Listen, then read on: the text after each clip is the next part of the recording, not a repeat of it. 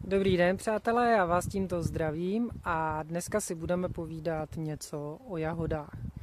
Já jsem nedávno slyšela, že nejlepší termín pro přesazování jahod je právě teď. Je to prosím vás pěkně nesmysl z důvodu toho, že kdybyste ty jahody přesadili teď, tak oni budou trpět promrzání. Nejvhodnějším obdobím na přesazení jahod je měsíc srpen a nebo začátek září. Proč? To si hned povíme. Tak, prosím vás pěkně, pokud máte takovejhle výbuch na záhonku jako já, tak ty jahody teďkon prostě jenom sestříhejte a přesazování nechte na srpen nebo začátek září. Já si připravuji tyto jamky s předstihem z důvodu toho, aby se půda pěkně provzdušnila a prolila vodou.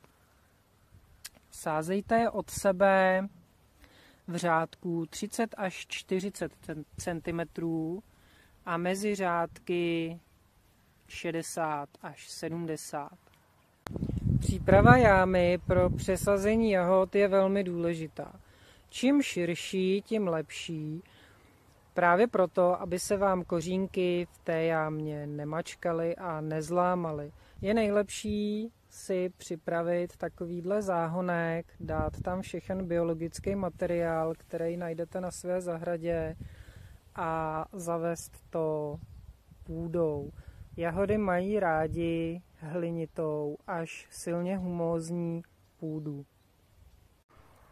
Pokud máte jednoplodící jahody, přesazujte je v srpnu nebo začátkem září.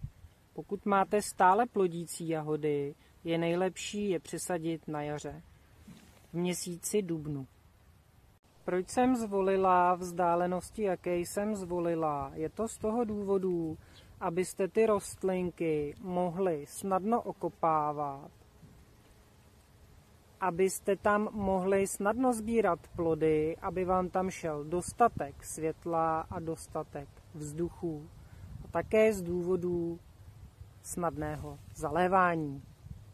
Téma přesazování jahod se netýká jenom jahodníků, ale týká se také rybízů, angreštů, maliníků a ostružníků. Všechny tyhle rostliny přesazujte raději v srpnu nebo začátkem září.